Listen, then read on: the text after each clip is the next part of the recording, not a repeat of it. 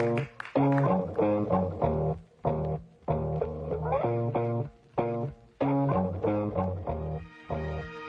had two older brothers and they were bullies.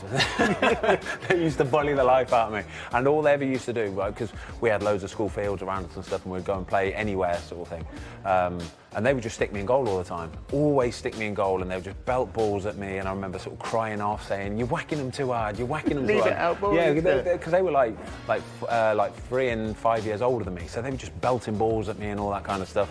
So I think that is my earliest memory of football. My brothers were decent at football as well, to be fair, so they could leather it as well, their gits. And what age did you realise that, well, one, that you enjoyed being in goal, and two, that, do you know what, I'm pretty good here? I always liked being in goal when I was younger. It wasn't until I think I probably got to about 16, 17, where, because I never did academy or anything like that. I did a really unconventional route of football, sort of, left school at 16. I was a chef for a couple of years.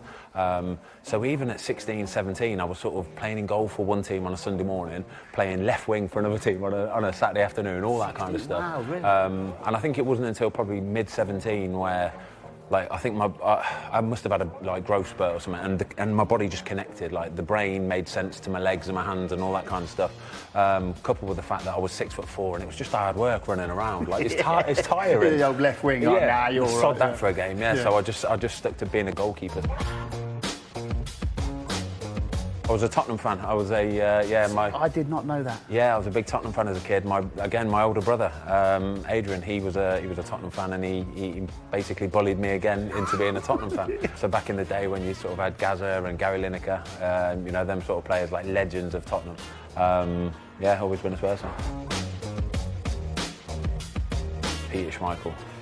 I know everybody says it, yeah, and it's such an obvious one. He was the greatest, isn't he? Exactly, he was the greatest, and I think a lot of goalkeeping isn't necessarily just about being the most agile or the best shot stopper and all that kind of thing. I think a lot of it is just about the presence and the character, and Peter Schmeichel was just the most exceptional in terms of having the biggest presence. I remember sometimes players would come through one-on-one and he would be sort of bounding down on me. The star jump. Yeah, the star jump. He'd have his big sort of bungle head, wouldn't he? With his big blonde afro.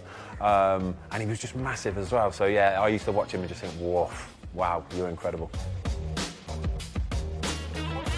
It had to be when I signed for Man United. It had to be, because you've got to remember, when I signed for Man United, I had played something like 20 first-team games in my whole career. I'd been at Stoke for 4 years. Yeah. I'd never played a first-team game for them. I'd just played reserve team football. And then all of a sudden, Man United come out of the blue, signed me for £1 million.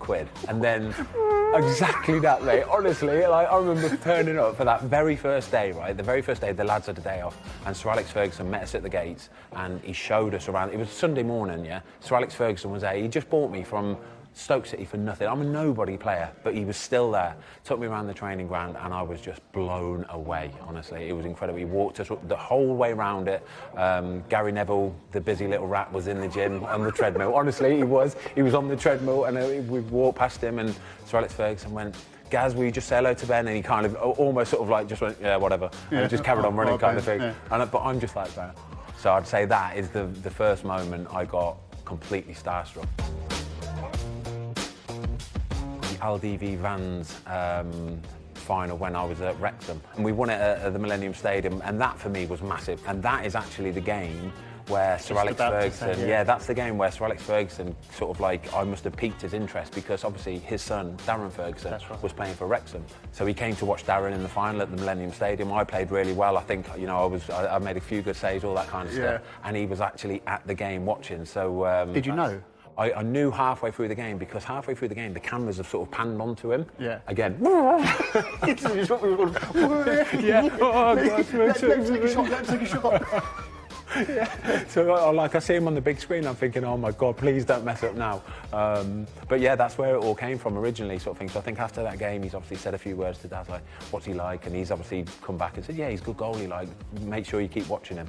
And then the pressure was really on, because I got wind that Man United were watching me. So you can imagine, for the last sort of few months of the season, I know Man United are coming to every single game. Tony Coton and Alex Ferguson were coming to a lot of games and actually watching me. It was a nervy time, but thankfully I held it together enough anyway. So when we were in the first lockdown, I took the Watford team on like a bike workout. So it was like a big Zoom call, but I was leading it like the fitness instructor or something. So I'm being like a bit of a plonker with my hat on sideways and stuff, and got some music playing, and I'm leading the call and all that. And everybody afterwards was like, actually, Fozzie, you're really good at doing that kind of stuff. And then I spoke with my mate Tom, who I run the channel with, and we wanted to start doing something, Rhino Legs, to start doing something with kind of, you know, getting out on the bike and doing bike videos, because we love biking. Yeah. And then it just evolved from there, really. We set the channel up, and then at one point I just said, you know what, I'm just going to stick it in the back of the goal. I'm going to get my GoPro, I'm going to stick it in the back of the goal and see what it looks like. And I remember that first day, actually, where the game had finished, we'd just beaten Luton 1-0. I'd only put it in for the second half, and I remember looking at the footage afterwards and thinking, that is incredible. Like, that's going to be a bit of a game changer, that, because I don't think I've ever seen it from that angle before. You can hear every word being said. Yeah. It's such a novel idea.